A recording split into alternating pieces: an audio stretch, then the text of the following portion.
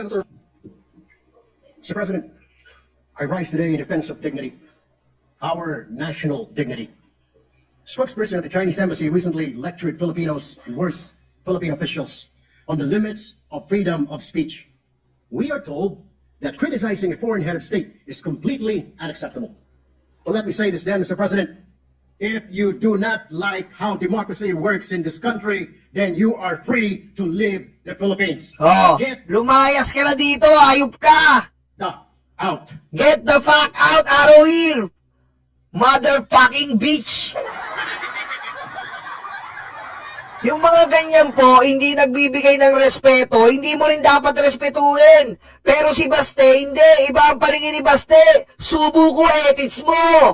Aray ko. Chuchupala yan! Chuchupala yan! Chuchupala yan! Chuchupala yan!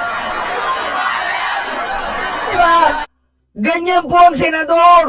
Hindi, si Baste, pinapalayas na ni Erwin Tulfo ang Chinese ambassador. Si Basta hindi. Subo ethics! Anak ka ng po. Oh. Kaya sinasabi ko sa inyo oh. Mr. President, kung hindi nila gusto kung paano gumagana ang demokrasya sa ating bansa, malinaw po ang sagot. Layas! Layas! Oh, Baste, sumunod ka na! Lumayas ka, Baste, kung ayaw mo dito. Subo mo yung etis, palayas. Aray ko. This is our house. Hindi sila ang boss natin at tayo ay mga tau-tauhan lang nila. Tama! Yan ang mga totoong Pilipino. Totoong makabayan. Wala kaming pakialam sa inyo. Kahit maliit ang bansa namin, hindi nyo kami pwedeng pagmalakihan. Ganon din yung puso ng Vietnam sa USA noon, na-overestimate ng Amerika ang Vietnam. Talo sila. Ganun po yun. Hindi po ito labanan ng kung sino makapangyarihan. Oo, malakas sila. Pero sana naman mas malakas tayo sa puso, hindi sa nguso ni Baste. Aray ko. Siyempre, sasabihin ng mga DDS, anong magagawa ng puso-puso mo? Anong magagawa ng puso-puso mo? Dambuhala yung kinaharap mo. Bakit? Sila Jose Rizal, sila Andres Bonifacio, dambuhala yung kinaharap nila. Pero puso lang pinagana nila. Ano nangyari? Nagkaroon tayo ng demokrasya. Ganun po yun. Hindi nasusukat yan sa lakas-lakas. Diba? Ganun ginawa nila malakas ba tayo nun? Hindi tayo malakas nun. Espada laban sa barel. Binigyan lang tayo kailan lang tayo nagkabarel.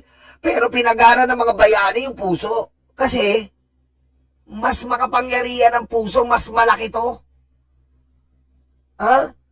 Dapat ganun.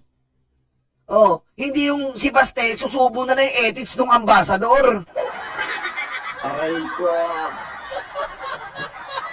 Diba? Ano gusto nyo? Porket wala tayong kapasidad, hindi tayo lalaban. Lalaban tayo. Tsaka na yung tutulong na USA. Kung siswertehin. At least lumaban tayo. At least yung bansa natin, hindi tayo parang tain at pinandidirihan. Na hinihintay muna natin yung tulong bago tayo kumilos. Kikilos tayo. Kahit wala tayong kapasidad. Ganun bansa natin to Anong gusto nyo? Aasa tayo sa ibang bansa bago tayo kumilos? Kumilos tayo. Kung ano man kapasidad natin, kumilos ka. Diba? Kung ano man ang kakayahan natin, kumilos tayo. Kung saan man tayo abutin, at least may ginawa ka. Yun ang importante. Diba? Hindi. May mga Pilipino tayo. May mga Pilipino ngayon pinagkakalulo ng mismo bansa natin. Nakakatawa yung ganon. Diba? Porkit may pakinabang na salapi, abay, mas pabor. Yung salapi, madali lang yan. Bigyan ka man ng milyon, trilyon. Nauubos yan. Pero yung dignidad mo, yung integridad ng pagka-Pilipino mo, pag naubos sa'yo yun, daig ka pa ng tae. Mas matimbang pa yung tae. Kasi yung tae, sorry po sa mga kumakain kasi po yung tae, pag pinas mo sa inidoro, hindi mo na makikita yan. Di ba?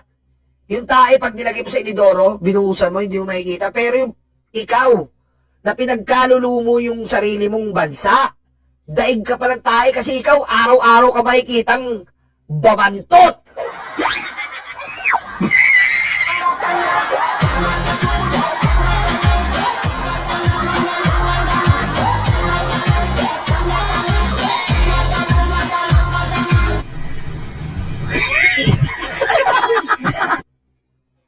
To the Chinese embassy officials, you do not have the moral authority Tama! to lecture Filipinos about freedom of speech. Tama! Because freedom of speech does not exist in your country. Oo, kita mo? Magsasalita ka na nasasaktan ka sa freedom of speech. Bakit yung mga kababayan mo ba nakakapagsalita? Kasi nasanay kayo sa ganon. Na kayo ang nagmamando. Dahil yung mga kababayan at sino nyo, hindi makapagsalita dahil komunista kayo. Walang freedom of speech. Ibahin nyo sa Pilipinas. Pwede kami magsalita dito kung gusto namin. Kung gusto namin ituwid ang mali, pwede namin sabihin yun. Sa inyo, pag tinuwid kayo, anong mangyayari? Diretso mga tulpo. It is not practiced, it is not protected, it is punished. So do not export censorship to a nation that fought, bled, and died to be free.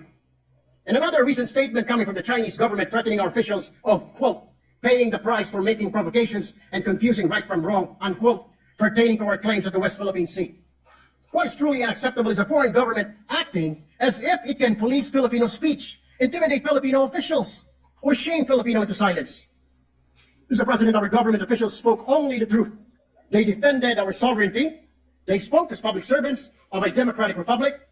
They are correct, and the Chinese government is wrong.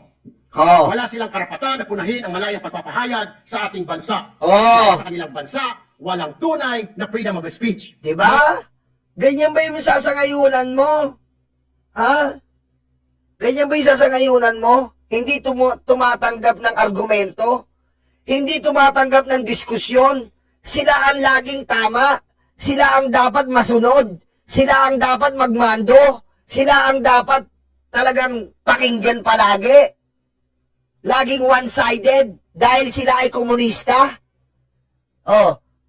Tapos pagdating sa atin, masasaktan sila? Huwag kayong masaktan dito. Huwag nyo kaming pakialaman dahil demokrasyang bansa to. Lahat kami pwedeng magsalita. Lahat kami pwedeng mamuna. Diba? Kasi sa bansa nyo, hindi kayo sanay ng ganito. Na binabatikos ang dapat batikusin. Dahil sa inyo, pag binatikos, papatayin nyo. Mga kritiko, ikinukulong at misteryosong namamatay pa. Ang mga mamahayag, pinapatahimik, opinyon, kinokontrol, tulad po nangyayari doon sa Hong Kong, kung ilang kritiko nila ay kinulong na. Oh. Let us be very clear, Mr. President. The West Philippines Sea is ours. Our officials have the right and the duty to speak about aggression against our nation. And Filipinos, Mr. President, will not whisper in their own house just to avoid offending a foreign power, particularly China. No, no, no, Mr. President. We do not take lessons on democracy from a government that jails critics. Diba? We do not take lectures on free speech from a system that suppresses it. Yan ang mga senador. Ganyan po. Hindi ko naman sinasabing, inaangat ko masyado si Erwin ha. Ganyan po yung mga senador natin dati. Ganyan ang mga senador natin dati. Makabayan, makabansa. Malaki ang puso, pagmamahal sa bayan. Ganito ang senador. Hindi yung senador na nasasaktan ka dahil inedit yung picture ni Xi Jinping. Animal! Aray ko. Our house, our terms, Mr. Yes! Respect. Tama po yun. Sa ating bahay, tayo ang masusunod, tayo magmamando. Ba't nyo kami tuturuan na huwag mag-edit ang picture nyo? Oh, naturuan ba namin kayo na huwag nyo kaming baumbahin? Biro nyo po, picture. Picture, nasaktan sila. Ano pong nararamdaman ng mga ingisda natin habang binobomba? Anong nararamdaman ng Coast Guard nung naputulan ng kamay? Yung picture, nasaktan ka. Yung Coast Guard, wala ng kamay. Gaano kasakit mawala ng kamay? O sige, tatanggalin namin yung picture ni Xi Jinping. Paputol lang kamay mo, ambasador. Patayin mo si BBM. No joke.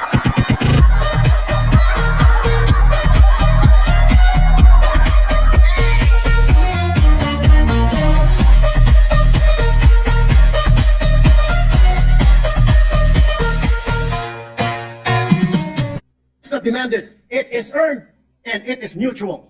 If you want respect from Filipinos, then respect our Constitution. Respect begets respect.